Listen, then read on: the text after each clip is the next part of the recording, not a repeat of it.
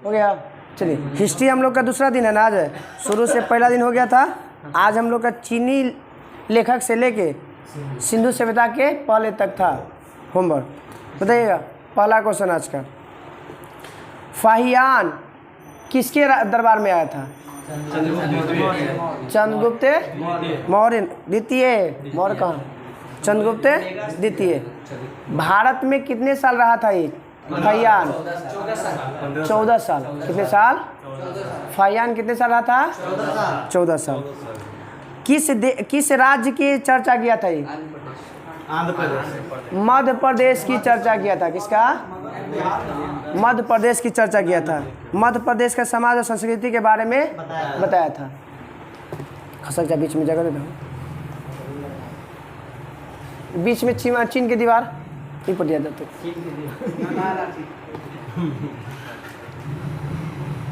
ये कुछ की दीवार है। अरे चालू भाई। चलिए अब बताइएगा, संयुगन भारत कब आया था? 14वीं शताब्दी में 518 में। कितना साल रहा था भारत में? 3 साल रहा था। कितना साल? संयुगन 518 में आया था और 3 साल रहा था। हाँ, कौन से धर्म से संबंधित था ये? बौद्ध धर्म से संबंधित था। किससे था? संयुगन किस धर्म से संबंधित था? बौद्ध धर्म से। चलिए, हर्षवर्धन के शासनकाल में कौन आया था? ह्वेनसांग आया था। कब आया चला था वो? 629 में चला था। हाँ। लगभग कितना साल भारत में रहा? लगभग कितना साल? 15 साल तक। यहाँ से कब गया? 600। जब ये नालंदा विश्वविद्यालय में गया था तो वहाँ का कुलाचार्य कौन था? शिलभद्र था। कौन था? शिलभद्र था।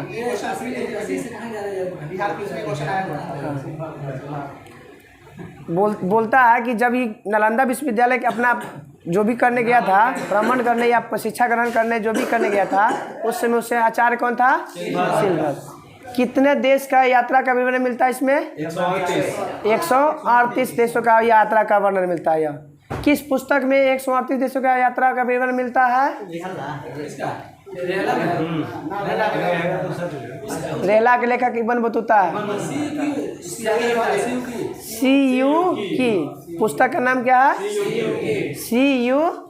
CU की में कितने देशों का विवरण मिलता है? 138 देशों का।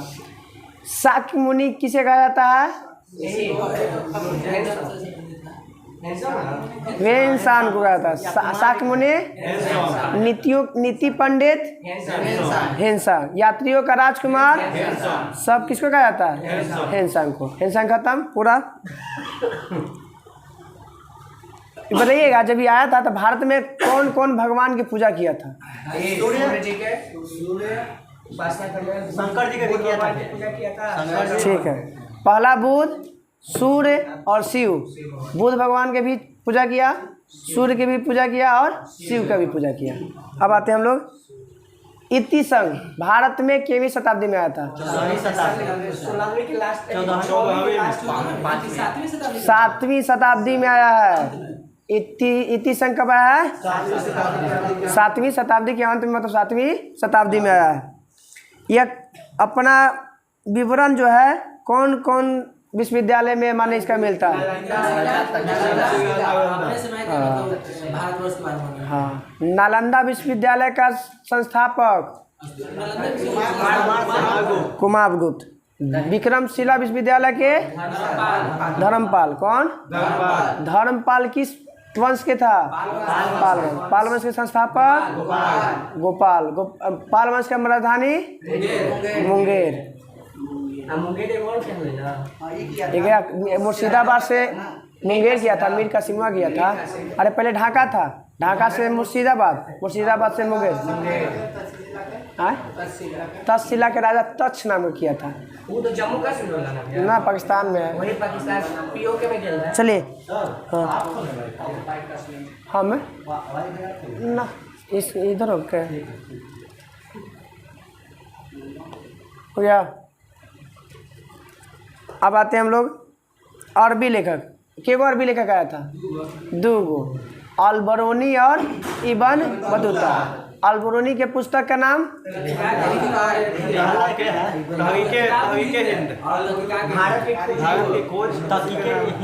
तहकीक-ए-हिंद या किताब-उल-हिंद, जिसको हिंदी में भारत की खोज कहते हैं। किस भाषा में लिखा गया था ये? अरबी भाषा में। किस भाषा में? अल-बरूनी किसके दरबार में आया, किसके साथ आया था? महमूद गजनवी के साथ। किसके साथ था? इसके बाद इब्न बतूता किसके दरबार में आया था? MB मोहम्मद बिन तुगलक। मोहम्मद बिन तुगलक ने इसे दिल्ली के क्या नियुक्त किया था? काजी या न्यायाधीश जिसको बोलते हैं, काजी या इसने इसका एक फेमस पुस्तक का नाम है रेहला। किस भाषा में लिखा गया है? अरबी भाषा में लिखा गया। किताबुल हिंद भी और रेहला भी दोनों। डाक व्यवस्था का प्रचलन किस पुस्तक में मिलता है? रेहला में। नाचते हुए महिला का जलाया दिखाया गया है रेहला में ही। किस जलाते हुए नाचते हुए, नगारा के साथ नाचते हुए भी है चर्चा दिले। गुलाम वाला इसमें है, गुलाम वाला में वही अथिया में, सॉरी कोची है खिलजी FST, हाँ उसी में। कब भारत आया था? 1333 में। कब भारत आया था? 1333 में। अब आते हैं तिब्बती लेखक के गो?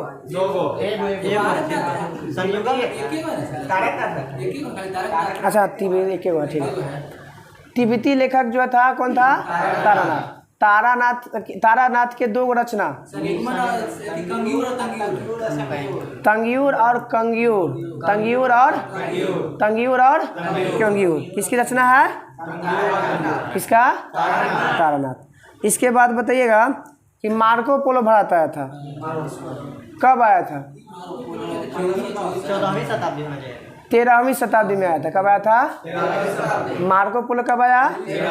मार्को पोलो कहाँ से आया था?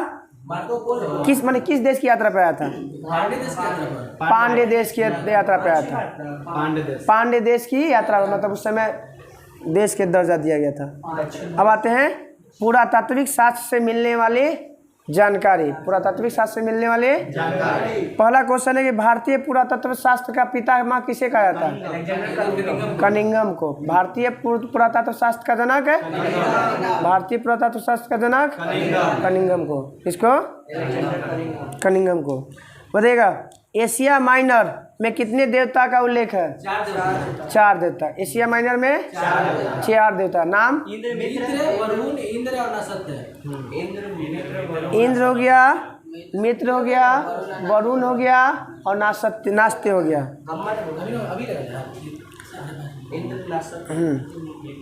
बताइएगा बोगाज गाय को क्या नाम से जाना जाता है?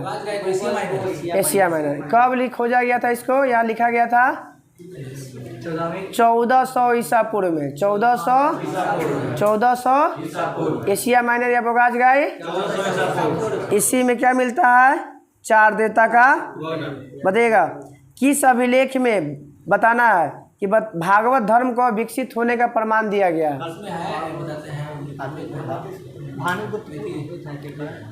गरुड़ स्तंभ लेख में। गरुड़ स्तंभ लेख में क्या मिलता है?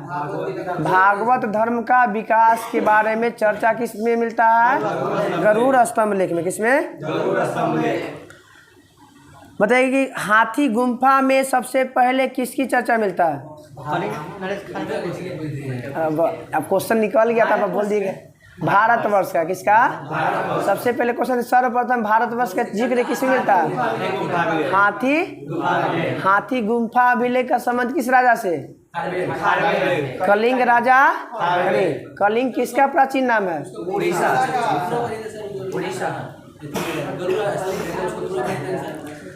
भारत में भागवत धर्म का विकसित होने का प्रमाण गरुड़ स्तंभ लेख से प्राप्त होता है। हेलोडेरियस के वेश नगर में विदिशा के पास एक जगह है। चलिए आगे बताएं। सबसे पहले किस अभिलेख से दुर्भिक्षों की जानकारी मिलता है? सगौरा अभिलेख से और संकट के समय खदान को बचाकर रखने की चर्चा भी किसमें? सगौरा में। किसमें? सगौरा दो गो से चीज से, एक तो दुर्भिक्ष की चर्चा और संकट के समय खदान को क्या करना है? बचा के रखना, संचय करके रखना। इसकी भी चर्चा किसमें? सगौरा अभिलेख में। बताइए किस अभिलेख में भारत पर सबसे पहले हुनों के आक्रमण की जानकारी मिलता है?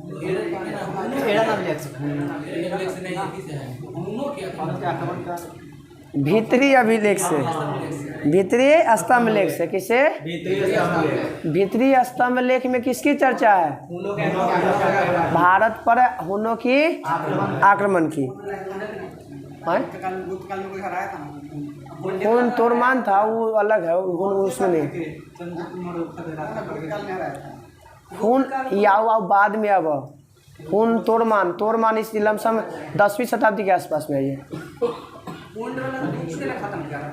इस हुन का आक्रमण बोलेगा तो एगो स्पेशल एकरा में हुआ गुप्त काल में, आ एगो तोरमान के समय भी हुआ है, राजा तोरमान था उस समय, उसकी भी चर्चा। एगो तो है एकरा हुनों का आक्रमण एकरा समय गुप्त काल के समय में, तो 4वीं शताब्दी 5वीं शताब्दी में है, 4वीं 5वीं में। बताइएगा किस वंश का जो है आधार अभिलेख को बताया गया? किसका? पूरा का पूरा हिस्ट्री इसको किस में मिलेगा? मतलब अभिलेख के आधार पे, अभिलेखों के आधार पर किस वंश को मिलता है आधार? सातवाहन। सातवाहनों के संस्थापक सिम्मू, राजधानी प्रतिष्ठानपुर। कहाँ पे? प्रतिष्ठानपुर। एकरा हाँ सिम्मू के। अब बताइएगा कि रेशम बुनकर श्रेणियों की जानकारी किस अभिलेख से? रेशम बुनकरों की श्रेणियों की जानकारी मंदसौर अभिलेख। सती होने का पहला लिखित प्रमाण एरन अभिलेख। किसकी पत्नी का? राजा भानुगुप्त के, शासक भानुगुप्त की। शासक बोला, राजा बोला तो अलग थोड़ी हो जाए। हाँ सर, भानुगुप्त के बाद तक भानुए गुप्त अपने सत्य हो जाएगा। शासन में बोले राजा भोज, सॉरी राजा भोज की पत्नी, राजा भोज की पत्नी ना भानुगुप्त से शासन करता। ठीक है, राजा भोज की पत्नी के बारे में मिलता है। लेखक कौन था? अली अहमद का। एरन अभिलेख के रवि कीर्ति है, रवि कीर्ति। चलिएगा तो बुर्ज होम से क्या प्राप्त होला? गढ़ता घर या गढ़तावश या गड्ढा। एक और मिला है कुछ चीज़ यहाँ से, सीढ़ी तो आइए। आदमी मनुष्यों के साथ कुत्ता को दफनाने की व्यवस्था भी कहाँ से? बुर्ज होम से। कहाँ से? बुर्ज होम से। दो चीज़, एक जम्मू कश्मीर, एक तो गड्ढा घर, दूसरा पालतू कुत्ता को मनुष्यों के साथ दफनाने की व्यवस्था मिला है। कहाँ से? बुर्ज होम से। हाँ, प्राचीनतम सिक्कों को क्या कहा जाता है? आहत। और आहत को इस साहित्य में क्या कहते हैं? कसारपन कहा जाता है। हड्डी सर, कंकाल। अस्थिर पंजर का मतलब कंकाल। चलाते हैं कि सर्वप्रथम सिक्कों पर लेख लिखने के लिए कौन प्रचलित है?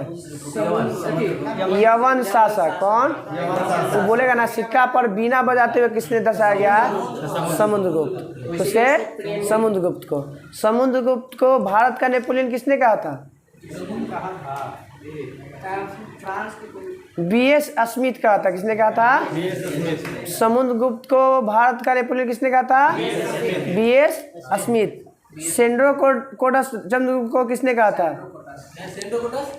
सेंड्रोकोटस चंद्रगुप्त मौर्य को किसने कहा था? विलियम्स किया था। किसने कहा था? विलियम्स किया। हाँ, चलिए कहते हैं अभिलेखों का अध्ययन ईपी करा था। अभिलेखों का अध्ययन। सबसे पहले भारत का संबंध किस देश से था? बर्मा। किसका? उस देश का उपनाम क्या कहते हैं? स्वर्ण भूमि या स्वर्ण पैगोडा। स्वर्ण भूमि या कौन? म्यांमार 37 में, 37 48 में श्रीलंका 48 में श्रीलंका है, एगो और देश है। श्रीलंका जो उसका म्यांमार उसी को ना कहते हैं। हाँ म्यांमार उसी कहते हैं। हाँ श्रीलंका के 4 नवंबर ठीक हो। हाँ 4 जुलाई अमेरिका के। 14 जुलाई फ्रांस। हाँ 14 जुलाई फ्रांस के। बास्टिल देवा होता है, जेलवा लठिया तुरा जाता है। जरा स्वर्ण पैगोडा या स्वर्ण भूमि म्यांमार के, उसको पहले बर्मा के नाम से जाता था। अभी उसकी राजधानी क्या है म्यांमार के? नेपियो ताओ। स्वर्ण द्वीप के नाम से कौन जाना जाता था? मलाया। स्वर्ण द्वीप के नाम से कंबोडिया। यवद्वीप जावा को यवद्वीप जावा एक होती है, राजधानी है सुमात्रा, इंडोनेशिया में। इंडोनेशिया के वही जावा द्वीप पर। जकार्ता कहाँ है? जकार्ता किस पर द्वीप है? तो जावा द्वीप पर ही ना, फिर चेंज हो गए, फिर वही अगले। उत्तर भारत में मंदिर बनाने की शैली को क्या कहते हैं? नागर शैली। उत्तर भारत में मंदिर बनाने की उत्तर भारत में मंदिर बनाने की शैली, दक्षिण भारत में मंदिर बनाने की शैली द्रविड़। और जब दोनों मिल जाएगा तो पंचायतन व्यवस्था का संबंध किससे है? मंदिर बनाने की कला से। मंदिर बनाने की पंचायतन, हाँ पंचायतन व्यवस्था। पंचायत नहीं, पंचायतन शब्द का संबंध किससे है? मंदिर बनाने की। पंचायतन है कौन चीज? एक मुख्य मंदिर के चारों कोना पे एक गो मंदिर मिलेगा। एक मुख्य मंदिर बीच में और 4 गो कोना पे। इस प्रश्न को कहते हैं हम लोग पंचायतन शैली। अगर ऐसा मिला मंदिर तो कौन शैली बना हुआ है? पंचायतन शैली में। कौन शैली में? अब बताइए कि पंचायतन नागर बेसर वो सब, अब उसको देखने के बाद उनमें कोई में मंडप रहता है, कोई मंडप नहीं रहता है। उस आधार पे कोई में मूर्ति ढेर सारे। दक्षिण भारत में देखिएगा ना कि मूर्ति पे मिलेगा कोई चीज़, पता है कोई चीज़? आदमी चित्र बनावल मिलेगा ढेर, इसी पत्थर के लंगटे उघाड़ी सब जो रहता है ना उसमें मिलता है बिना वो कपड़ा वगैरह। दक्षिण भारत में मिलेगा सब। कौन ऐसे सबसे ज़्यादा दक्षिणी भारत में मिलेगा वो सब। चला कहते हैं सर इधर पंचायतन शैली का सबसे मुख्य उदाहरण मंदिर का नाम बताइए। कंदरिया महादेव मंदिर। कंदरिया लक्ष्मण मंदिर कहाँ है? मध्य प्रदेश के खजुराहो में। मध्य प्रदेश के लिंगराज मंदिर उड़ीसा, भुवनेश्वर। लिंगराज मंदिर ये सब कौन शैली में है? पंचायतन शैली में। कंदरिया महादेव मंदिर, लक्ष्मण मंदिर, लिंगराज मंदिर, फिर ब्रह्मेश्वर मंदिर, दशावतार मंदिर फेमस है भी, देवगढ़ वाला उत्तर प्रदेश। दशावतार मंदिर सबको किस शैली में? पंचायत शैली में। दशावतार मंदिर, कंदरिया महादेव मंदिर, लक्ष्मण मंदिर, लिंगराज मंदिर, ये सब किस शैली में? पंचायत शैली में। अब आते हैं हम लोग प्रागैतिहासिक काल। प्रागैतिहासिक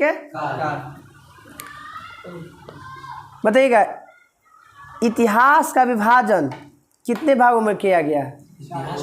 3। कौन कौन? प्राग, आद और ऐतिहासिक। प्राग मतलब कुछ नहीं। आद में हाँ लिखा गया है मगर पढ़ा, और इतिहास में सब चीज़ मिल गया। अब बताइएगा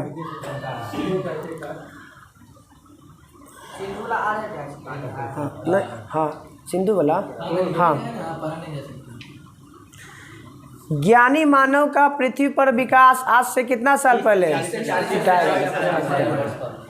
ज्ञानी मानव का विकास आज से 30 से 40 हज़ार साल पहले ईसा पूर्व में ना।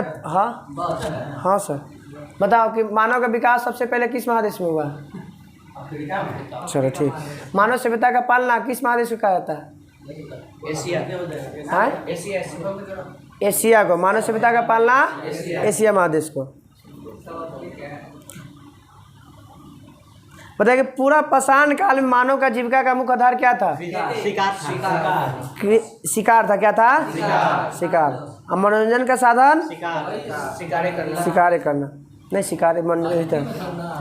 पहिया का आविष्कार किस काल में? 9। और आग का?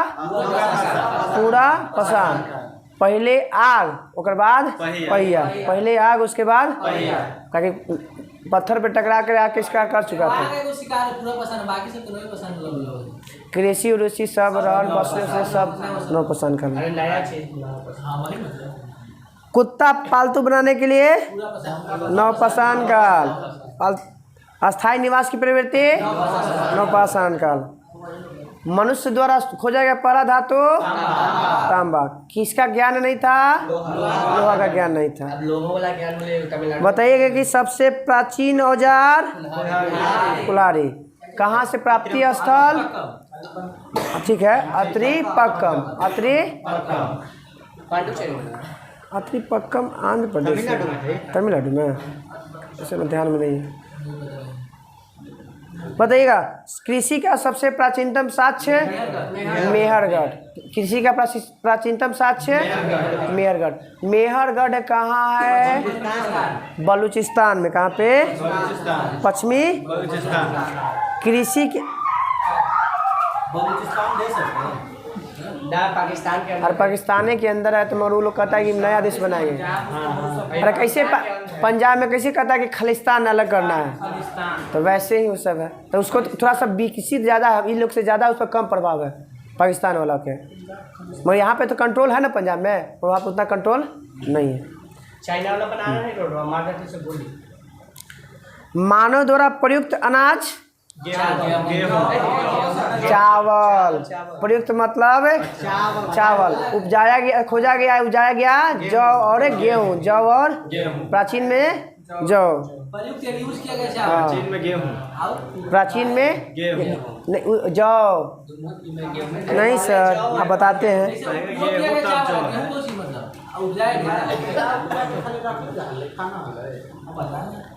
पहली फसल बोलेगा ना तो गेहूँ, पहली फसल बोलेगा तो मगर अब सबसे प्राचीन बोलेगा तो जौ, सबसे प्राचीन बोलेगा तो अगर तो फसल में अलग हो जाता है सर, अनाज में अलग होगा।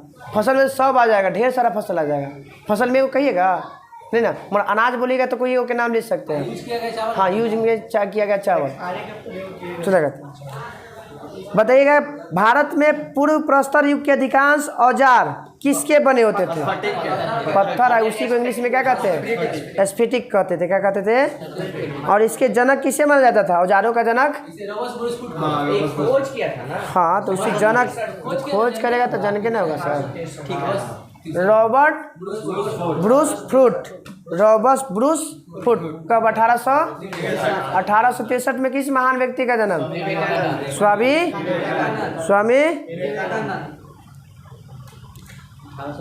बताइएगा कि भारत में मध्य पाषाण काल, इस काल में मध्य पाषाण, वो तो पूरा पाषाण काल में खोजा था वो। भारत में मध्य पाषाण काल में जो औजारों की खोज हुआ था वो कौन किया था? जो विंध्याचल क्षेत्र में खोजा गया था। कलाइल। कौन था? कलाइल। कौन था?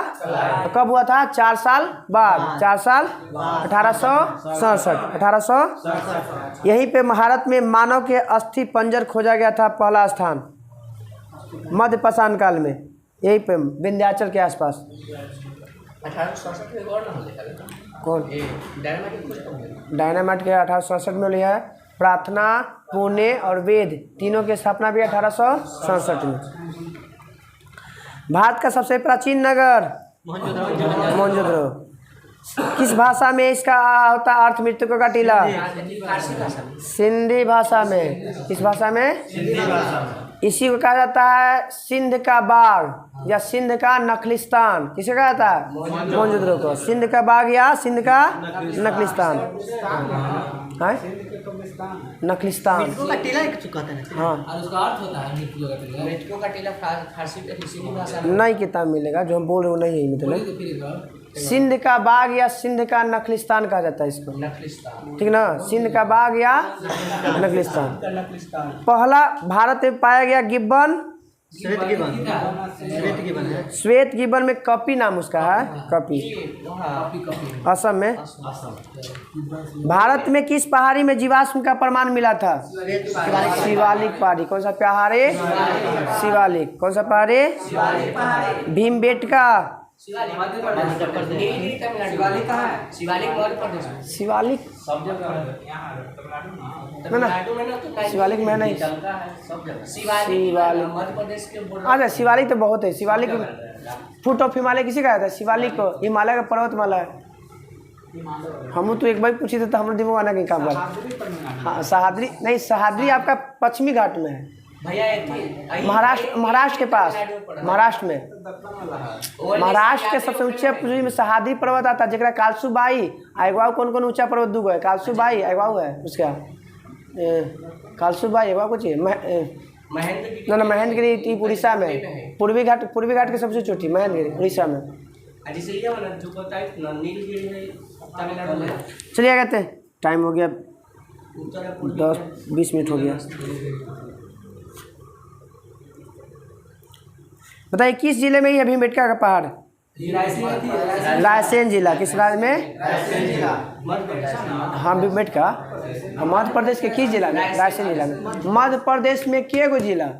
मध्य प्रदेश में 53 गो जिला के, सॉरी ना 53 नहीं, 55 गो के गो, 55 गो। राजस्थान में के गो जिला?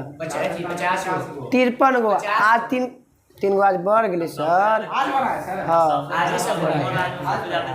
सबसे ज़्यादा उत्तर प्रदेश 75 गो, मध्य प्रदेश में 55 गो, राजस्थान में 53 गो।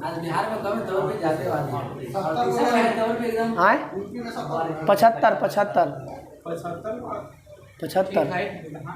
75 गो। कर्नाटक के है। चलिए कहते हैं, भीमबेटका की खोज कब और किसने किया था? 1957-58 में विष्णु श्रीधर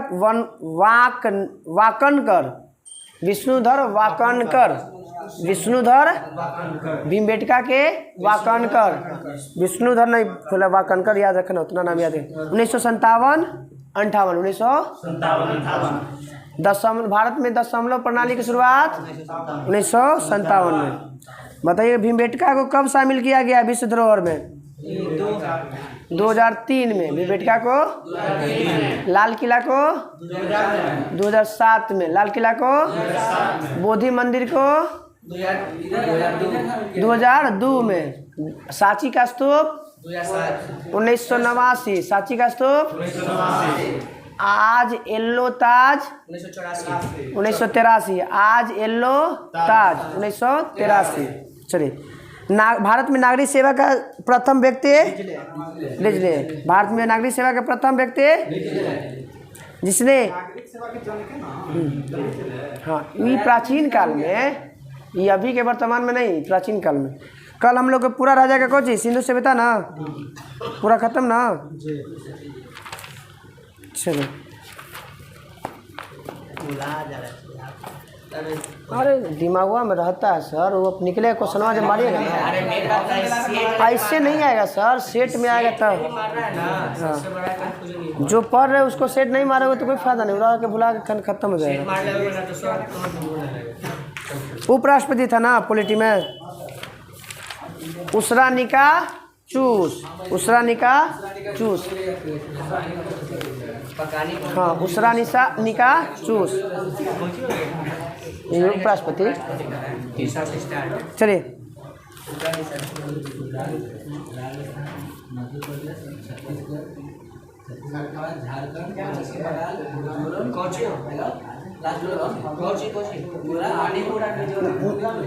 मित्र पर गमछा झाड़,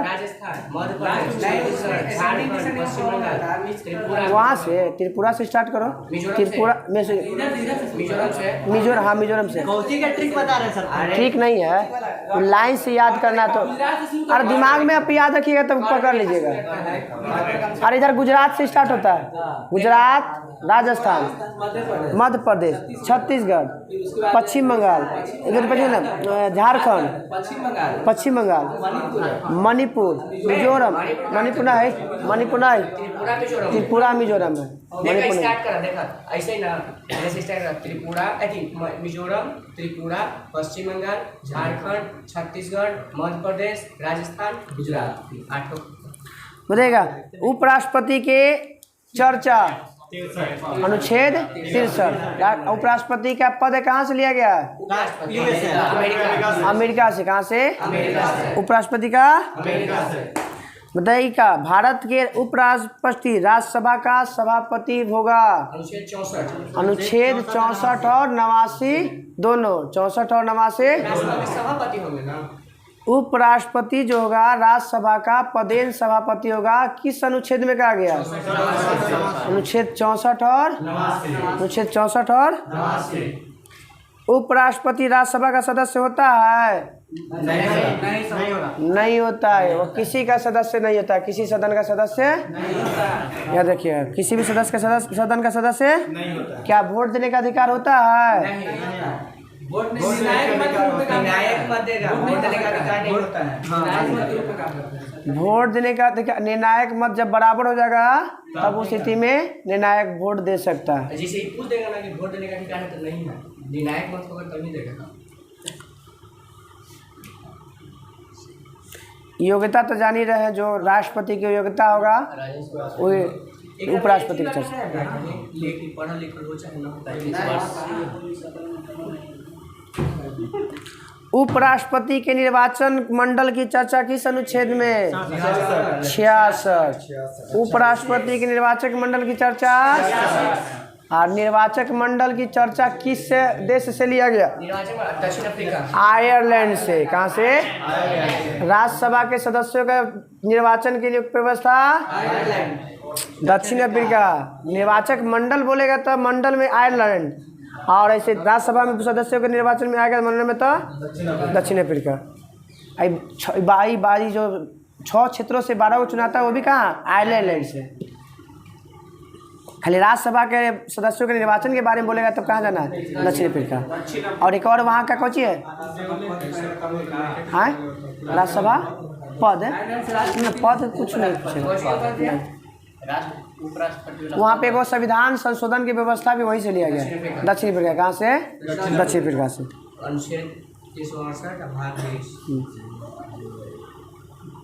इसका भी चुनाव वही होगा जो राष्ट्रपति के चुनाव, एकल संक्रमणीय पद्धति समानुपाती के आधार पे। कल बताया नहीं थे भाग दे वाला, जैसे होगा ना कि पूरा राज्य की जनसंख्या कितना आपके सीट आपका है, तो सीट से भाग देने के बाद फिर एक सीट का वैल्यू आपका कितना आ रहा है उतना जानने की जरूरत नहीं है। बीपीएससी नहीं करना है, ठीक ना, और उतना समझ भी नहीं पाएंगे हम लोग, क्या कल डीपली पूरा पढ़े पड़ेगा। चलिए आगे थे। उपराष्ट्रपति के पदावधि की चर्चा 67। पदावधि की चर्चा 67। कब से उसका स्टार्ट हो जाता है कार्यकाल? शपथ ग्रहण लेता है उसके बाद स्टार्ट हो जाता है। हाँ, शपथ माने पहला दिन स्टार्ट हुआ ओकरा से 5 साल तक रहेगा। और जब कब तक रहेगा? जब तक उत्तराधिकारी किस अनुच्छेद के तहत? हाँ वो सब, हाँ जब तक उसका शपथ ग्रहण नहीं होगा तब तक वो रहेगा। तुम्हें नहीं मिलता नहीं, देखो 67 के गाँव में, 67 के गाँव में सबको होता है। नहीं सर, सब के रहता है। प्रधानमंत्री को वही होता है। नहीं, प्रधानमंत्री के कहाँ से होगा? प्रधानमंत्री कहाँ है? प्रधानमंत्री के लोकसभा तो भाग हो जाए। लोकसभा भंग न हुआ है। तो वो थोड़ी रहा है प्रधान, जब लोकसभा भंग हो तो प्रधानमंत्री का बात सही नहीं, सही बात है, राष्ट्रपति उपराष्ट्रपति। हाँ ठीक है, फिर से उसका वो खाली सदस्य के रूप में गिना जाता है। हाँ ठीक। उपराष्ट्रपति अपने पद की अवधि समाप्त हो जाने के भी विधान रहता रहेगा। यह किस अनुच्छेद में कहा गया? 67 के ग में, 67 के ग में, मतलब तीसरा में। वाद विवाद का निपटारा कौन करता है? Supreme court. किस अनुच्छेद के तहत? 71। किस अनुच्छेद के तहत? 71। जब सर्वपल्ली राधाकृष्णन उपराष्ट्रपति बने थे तो किस देश के राजदूत थे? रूस के। किसके? जब उपराष्ट्रपति बने थे सर्वपल्ली राधाकृष्णन, वो किस देश के राजदूत थे? रूस। 14वें उपराष्ट्रपति धनखड़ जगदीप। 14वें उपराष्ट्रपति 13वें उपराष्ट्रपति वेंकैया नायडू। वेंकैया नायडू। 12वां बोलेंगे तो हामिद अंसारी। हामिद 2 बार। 10वां में याद रखिए कृष्णकांत। 10वां में 11वां में भैरव सिंह शेखावत। 11वां में भैरव सिंह।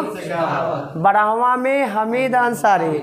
12वां में 13वां में वेंकैया नायडू। 13वां में 14वां नंबर पे आ गए। कहाँ के थे ये थे?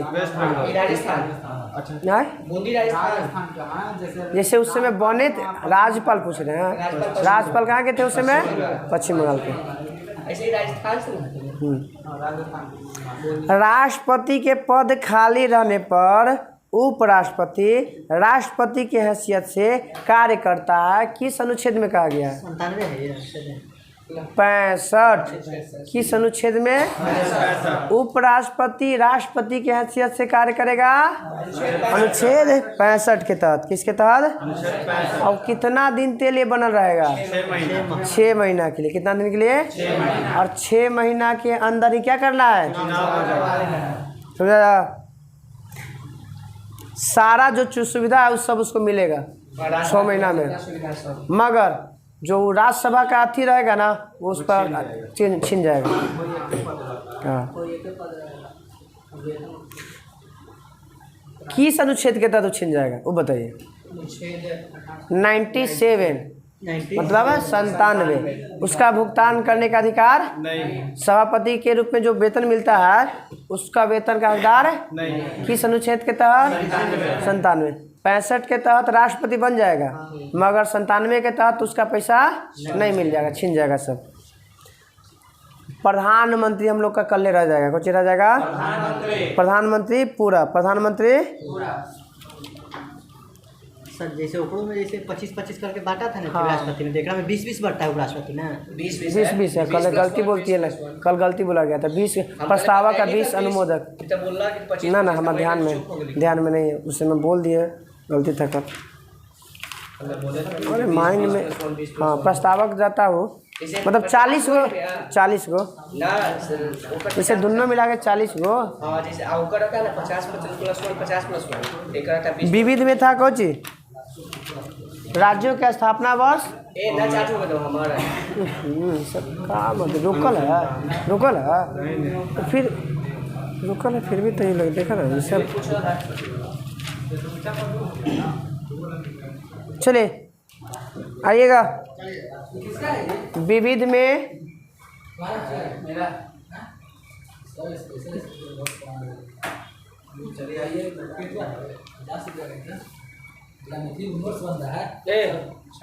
जितना आईएएस अधिकारी है ना सब इसने बनाता है। विविध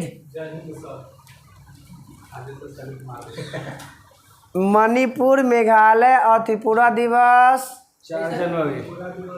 21 जनवरी। 21 मेघालय, मणिपुर, त्रिपुरा। मणिपुर, मेघालय, त्रिपुरा। स्थापना दिवस 1972। 21 जनवरी 1972। फिर उत्तर प्रदेश दिवस 24 जनवरी। उत्तर प्रदेश दिवस 24 जनवरी। ऐसे 1950 में लगता है गठन हुआ था, शायद लगता है। क्या लगता है? 24 जनवरी 24 जनवरी है का सर जी? हमरो अथी करबे बा 24 जनवरी है सर। दिए हुआ था, दूसरा दिया हुआ था। 24 जनवरी हम सब कहूँ। चलिए, उत्तर प्रदेश दिवस 24 जनवरी। जम्मू कश्मीर दिवस 6 फरवरी। जम्मू कश्मीर दिवस जम्मू कश्मीर दिवस ना पढ़ के जम्मू कश्मीर इसी तरह तो 9 अगस्त को हुआ था लोकसभा में पारित। अक्टूबर में पूरा तरह से फाइनल हो गया। 31 हाँ ऐसे हाँ 6 अगस्त में हुआ था। 6 और 9 या 8 8 होगा। 6 8 2 के अंदर में बताइएगा। मिजोरम और अरुणाचल प्रदेश 22 फरवरी 20 फरवरी का या 20 फरवरी। अरुणाचल प्रदेश, गोवा और मिजोरम की स्थापना 1987। अंडमान निकोबार दिवस 11 मार्च। अंडमान निकोबार दिवस 11 मार्च। अंडमान निकोबार दिवस 11 बिहार दिवस तो सब जानी था 22 मार्च। जल दिवस 22 मार्च। पृथ्वी दिवस 22 अप्रैल। उत्कल दिवस 1 अप्रैल। उत्कल दिवस। राजस्थान दिवस 30 मार्च। राजस्थान दिवस राजस्थान दिवस कोई दिक्कत नहीं, नहीं कुछ करेगा। वो दाग हो गया ब्लड के। चलिए आगे थे। तमिलनाडु दिवस 14 अप्रैल। तमिलनाडु दिवस 14 अप्रैल। तमिलनाडु दिवस 14 अप्रैल। हाँ 14 अप्रैल 1891।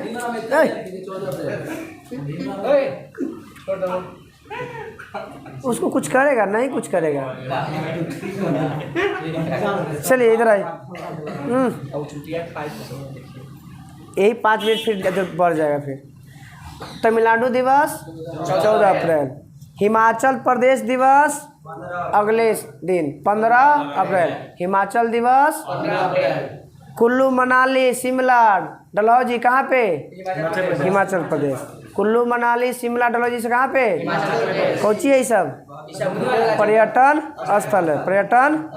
सिक्किम दिवस 16 मई। 16 महाराष्ट्र गुजरात बोलेगा तो 1 मई। महाराष्ट्र गुजरात बोलेगा तो 1 मई के। तेलंगाना दिवस 2 अप्रैल। 2 जून। तेलंगाना दिवस 2 जून। पंजाब, हरियाणा, मध्य प्रदेश, कर्नाटक, आंध्र प्रदेश 1 नंबर। कितना? 1 नंबर मतलब 1 नवंबर। पीछे में उत्तर प्रदेश का भी उसमें दिए हुए हैं 1 नवंबर 28 में मिला के पिछड़का में है तो पुरनका में होगा तब। पुरनका में दिया पुरनका में 1916 में साबरमती की स्थापना था। अभी 15 में भी कुछ हो जाता है, कुछ 17 में भी चल जाता है। 17 में है। जैसे 17 में कुछ उसी से रिलेट करके देना। 15 में है, नाम चेंज हो गया, साबरमती हुआ था 17 में। कल हम ऊपर सर्च किए, ठीक ना, हुआ था नहीं ना कि साबरमती जो आश्रम है ना, तो पहले नाम कोई और था, हुआ 15 में 15 में स्थापना हो गया, 16 में बन के तैयार हो गया। और ले जाके वहाँ पड़ी। जब साबरमती नदी किनारे किया गया है ना, हाँ, तो वही तो साबरमती हुआ 17 में। हाँ। जब उसका स्थापना हुआ था, नाम उस समय कुछ था, उसका 15 में हुआ था। हाँ, वो दूसरा था वो नाम। 17 है। चला बेटा वही चंपारण सत्याग्रह 17। आते हैं भारत के प्रमुख शोध संस्थान। भारत के प्रमुख है राष्ट्रीय भूभौतिकी संस्थान हैदराबाद। भारतीय भूभौतिकी संस्थान बताइएगा। केंद्रीय कांच और मृत्तिका संस्थान कोलकाता। केंद्रीय कांच बताइएगा। केंद्रीय भवन निर्माण अनुसंधान। केंद्रीय भवन अनुसंधान कौन है? नहीं है, नहीं है वो। चलिएगा।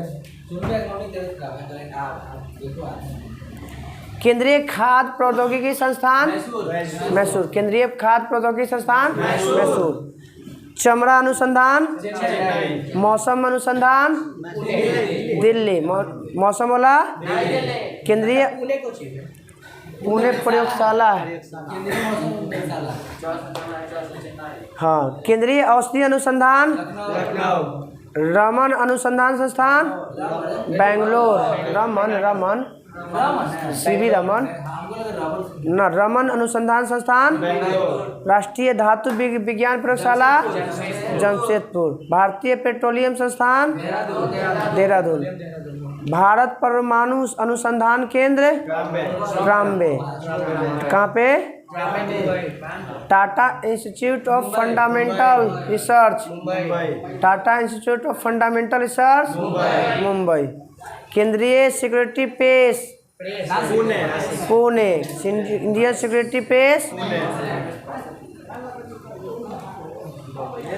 भारत का राष्ट्रीय राजमार्ग प्राधिकरण नई दिल्ली, राष्ट्रीय राजमार्ग नई दिल्ली,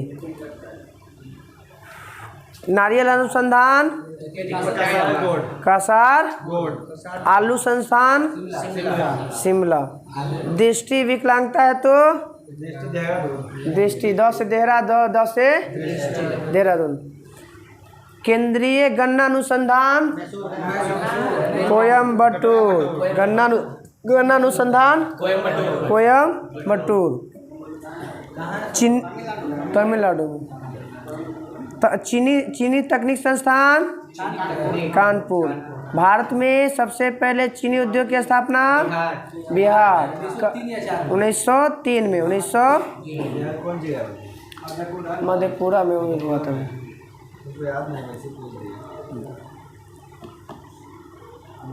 चलिए कल्ले ई पूरा भारत के प्रमुख शोध संस्थान खत्म, तो 57 को था, 28 खत्म हो गया, 28 दूनी 56 57 को हो गया। क्या दे ये वही वाला याद रख लीजिएगा, भारत के सांस्कृतिक संस्थान और स्थापना, यही काला समाधि स्थल छोड़वा सबको याद होगा, समाधि तो वही तो ऐसे डेला पर आधा लोग कहेगा कि सर हम राजघाट गलती मारते हैं। चलिए हवा से खोल रहा, बैठा रहा, वो नीचे नहीं आएगा, ऐसे बैठा। चलिए आवाज़ बंद। चलिए फिजिक्स में है ना, पृष्ठ तनाव से स्टार्ट था ना, बताइएगा एक ही पदार्थ के अणुओं के एक ही पदार्थ के अणुओं के मध्य लगने वाले बल को क्या कहते हैं? दो पानी के बूंद आपस में जुड़ेगा तो किस बल के कारण? आप बोर्ड पे हम चौक से लिखते हैं तो वो असंजक बल। ठीक है, संजक बल कमजोर और संजक बल मजबूत। हम समझ रहे सर, आप पूरा बात नहीं कर रहे। ठीक। चलिए ठोसों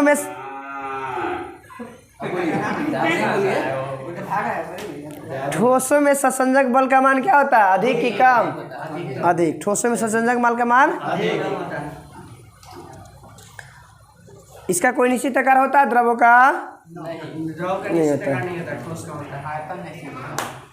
दो विभिन्न पदार्थों के मध्य लगने वाले बल को आसंजक बल। कौन सा? आसंजक बल। पारा कांच पर नहीं चिपकता, क्यों? क्योंकि इसमें ना चिकना है, ससंजक बल का मान कम होता है। कमजोर होता है। क्या होता है? ससंजक बल का मान मतलब चिपकने वाला जो गुण होता है ना, वो क्या हो जाता है? कम हो जाता है।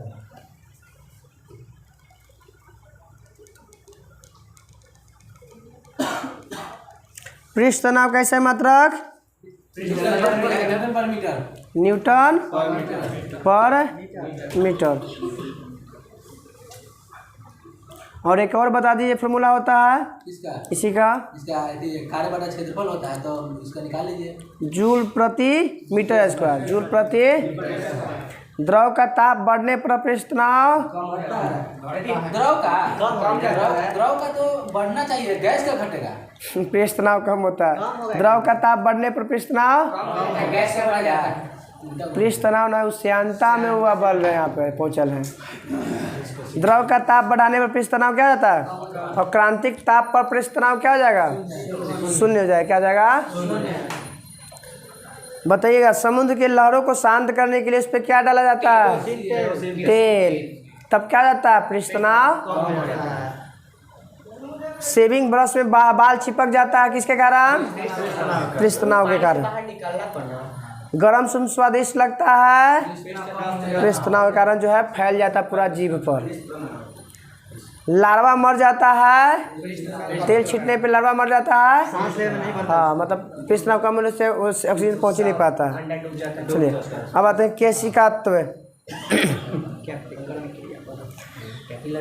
केशनली में द्रव के ऊपर चढ़ने और नीचे उतरने के घटना को क्या कहते हैं, केशिकत्व।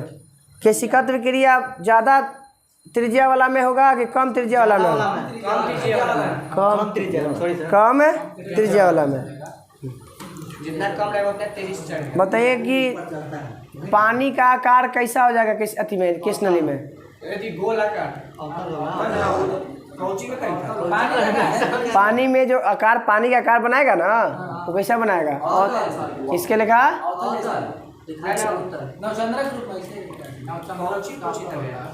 गोलाकार होगा जो पृष्ठ पर मतलब का अरे जो आकार नहीं बनेगा, जैसे पानी पर जैसे पानी यथी किस नली है, जैसे पानी रहेगा तो उसका आकार इसे बन जाता है, यू का आकार का, आगे ऊपर उठता है, वही बताना, अवतल है उतले में बताना था। आए तो पानी का बुलबुला अंदर दिखाता हुआ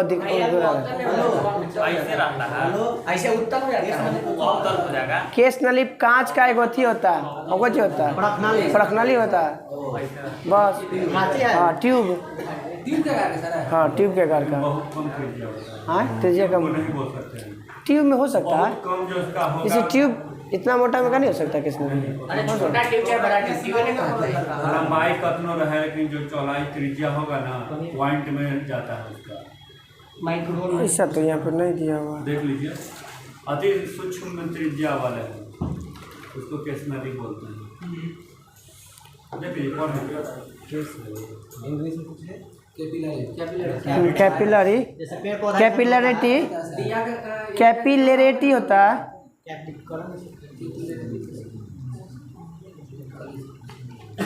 त्रिज्या पर निर्भर देख करता है, बस ये लिख ले और कुछ तो नहीं लिख ले। चलिए, पेपर पर ब्लोटिंग साइज सोख लेता है किसके कारण, पानी जो है मिट्टी में सूख जाता है, कृत्रिम उपग्रह में भारीनता,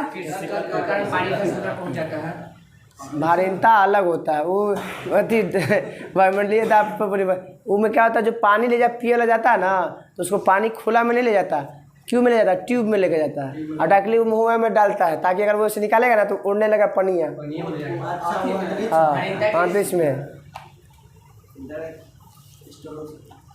वो देखो वीडियो ऐसे दाबता है तो बूंद बन जाता है, उसको ऐसे मुंह में ले लेता है, उड़ने चलने लगेगा सर, खुद अपने उड़ती रह जाएगा अथी में, तो अंतरिक्ष यान में खुद वो अपने उड़ती रहा, वो बांध ले रहता थी से, स्थिर था वो, मतलब यान था, हाँ, तो निकला हुआ नहीं था, यान में था, यानों में रहेगा तो ये उभारीनता की स्थिति में रहता है।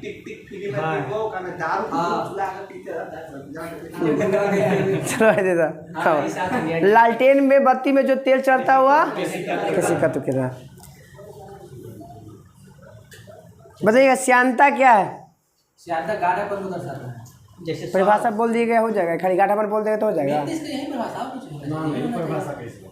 दो परतों के बीच में गति का विरोध करता है, उससे श्यानता कहते हैं। ज़्यादा घनियाई, अब जिसका ज़्यादा घना ज़्यादा, गाढ़ापन ज़्यादा, श्यानता ज़्यादा, और जिसका कम उसका श्यानता कम है। पानी के श्यानता कम, पानी की श्यानता कम और पारा का ज़्यादा। में सबसे ज़्यादा अब दोनों के हिला के रख, दोनों के मान लेके हिलाइएगा तो सबसे पहले कौन रुकेगा, कौन लेट हिलते रहेगा, हाँ, जिसका श्यानता ज़्यादा रहेगा वो जल्दी रुक जाएगा, जिसका श्यानता कम रहेगा वो, जैसे बादल के देखते हैं, बादल क्या रहता है, तैरते रहता है, कम किसके कारण, कम घनत्व और श्यानता के कारण, कम घनत्व और बादल। क्लास में रखे तुम, कम बादल किसके कारण तैरता है, कम घनत्व और श्यानता के कारण।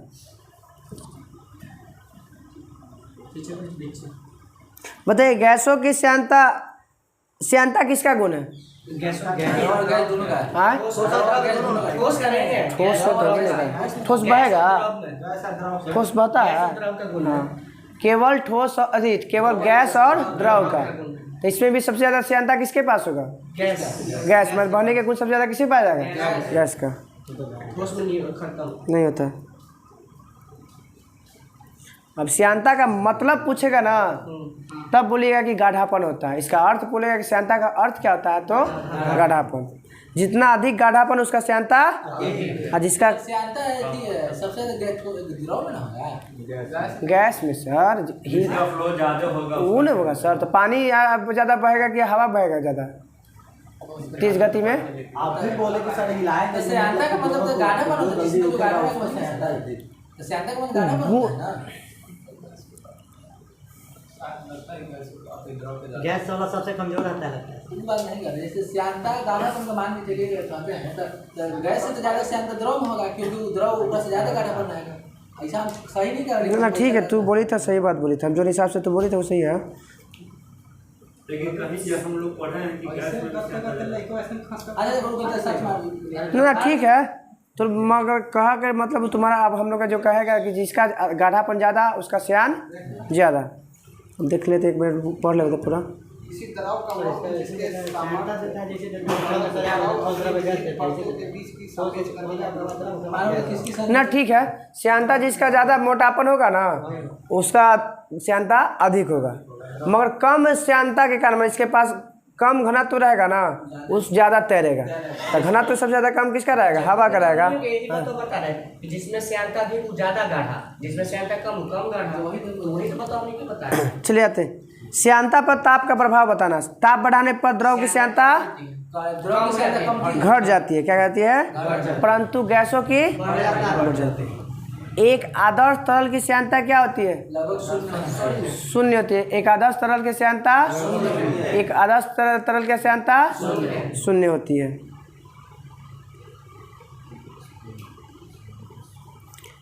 श्यानता गुणांक कैसा है मात्रक?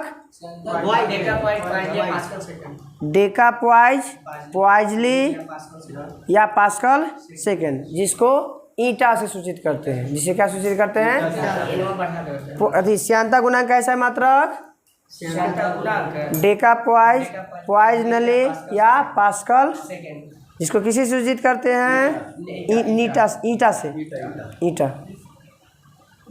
अरे एनवा टाइप पे नहीं लिखा था और नेनवा पैवा खाली नीचे खींच दिएगा वक्रति हो जाता।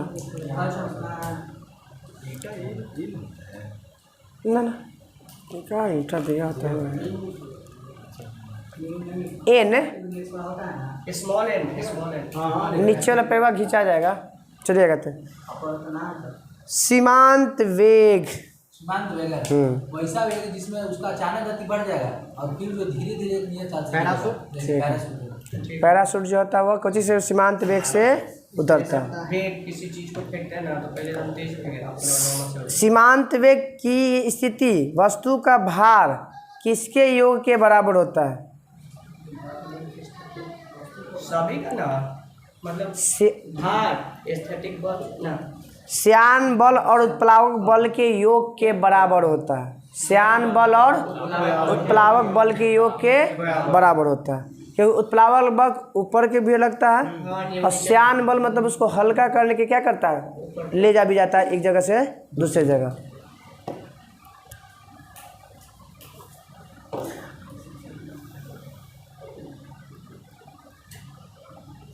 बादल में आकाश भी जानी अभी बताए दिए हैं। कम श्यानता है, कम घनत्व के कारण और श्यानता के कारण। क्रांतिक वेग अधिकतम है ना क्रांति वेग जैसे इसका अधिकतम जैसे वही। यदि द्रव के प्रवाह का वेग एक निश्चित वेग से कम होता है तो यह तो धारावेक्षीय वेग कहलाया। अर्थात द्रव का प्रत्येक कण उसी बिंदु पर बार बार अगर गुजरता है ना उसी को हम बोलते हैं क्रांतिक वेग। क्या कहते हैं? तो सीधा सीधा नियत हो जाएगा एक तरह से। जब उसी गति से गुजर रहा है तो क्या हो जाएगा? नियत। जब द्रव के बहने का वेग क्रांतिक वेग से कम होता है तो उसका बहना किस पर निर्भर करेगा? किस पर निर्भर करेगा? श्यानता पर। जब उसका क्रांतिक वेग से बहने का वेग क्रांतिक वेग से कम हो जाएगा तो किस पर निर्भर करेगा? श्यानता पर निर्भर करेगा। और द्रव का बहना मुख्यतः किस पर निर्भर करता है? घनत्व पर। किस पर? द्रव का बहना किस पर निर्भर करता है? घनत्व पर निर्भर करता है। जैसे ज्वालामुखी का निकला हुआ लावा अधिक गाढ़ा होने से क्या जाता है? तेजी से निकलता है। में वो क्वेश्चन हुआ था ना, जैसे क्रांतिक वेग से कम होता है तो श्यानता पर निर्भर करता है, और क्रांतिक वेग से अधिक पर होता है तो उससे घनत्व पर निर्भर करता है। तो वही तो बोल रहे हैं, कम होता है तो श्यानता पे और अधिक होता है तो उसका मुख्यतः घनत्व में निर्भर करता है। अच्छा हो सके छोटी मोटी। जैसे जनरली प्रवाह की दर कितना है? अब बताइएगा, घर का टीन का छत उड़ जाता है बर्नौली के सिद्धांत किसा? अब बताइएगा, समुद्र का जो जलयान जो होता है साथ ही साथ जब एक दूसरे के विपरीत आता है तो टकरा जाता है, किसके कारण? बर्नौली प्रमेय के कारण। किस कारण? जब तेज गति से ट्रेन आती है तो वहाँ के सब कचरा फचरा साफ हो जाता है, किसके कारण? बर्नौली प्रमेय। हाँ, लट्टू स्पीड में घूमने लगता है, नहीं, बर्नौली प्रमेय के कारण। जो स्विंग करता है वो गेंदा भी जो स्विंग करता है वो किसके कारण? बर्नौली प्रमेय के कारण।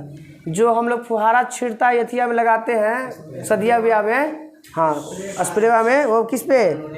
बर्नौली प्रमेय के कारण। हाँ सब सब सब वही। स्टोक्स का नियम किससे संबंधित है? स्टोक्स का नियम द्रव के श्यानता को मापने के लिए हम स्टोक्स का नियम का प्रयोग करते हैं। द्रव की श्यानता को मापने के लिए किस नियम का? स्टोक्स का नियम। द्रव की श्यानता मापने के लिए। अब बताइएगा, हमारे ऊपर वायुमंडल कितना प्रेशर डालता है? 16,000 kg या 16 टन। ठीक है, 16,000 kg या, ठीक है। काहे हम पे अनुभव नहीं होता है? हाँ, उतना ही हमारे अंदर भी बराबर होता है, इसीलिए हमको अनुभव नहीं होता। पृथ्वी के निकट समुद्र तल से कितना ऊंचाई जाने पर एक वायुमंडलीय दाब माने लगभग 1 सेंटीमीटर पारा दाब कम हो जाता है? 110 टेम्परेचर में आप जा रहे हैं सर। टेम्परेचर बढ़ते 162 बताइएगा, बैरोमीटर की खोज बैरोमीटर की खोज टॉरिसेली, बैरोमीटर की खोज टॉरिसेली। अचानक बैरोमीटर का पाठ्यांक गिरेगा तो आंधी तूफान, धीरे धीरे गिरा तो वर्षा, और अचानक अब धीरे धीरे ऊपर जाएगा तो दिन मौसम साफ। एक एटमॉस्फेयर बराबर बताइएगा कितना पास्कल? 10 का इसे क्या है कि 1.05 × 10 के बराबर 5 पास्कल है। 1012928 पास्कल के बराबर होता है। हाँ, 101292.8 पास्कल, 101292 पास्कल के वो होता है, वो भी होता है, सही बात है। चलिए, कल हम लोग के रह जाएगा कुछ फिजिक्स में सरल आवर्त गति, सरल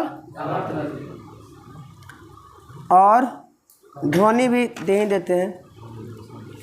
ध्वनि ना ध्वनि कहाँ, ध्वनि तरंग में नहीं आ जाएगा नंबर में ना, सरल आवर्त गति में।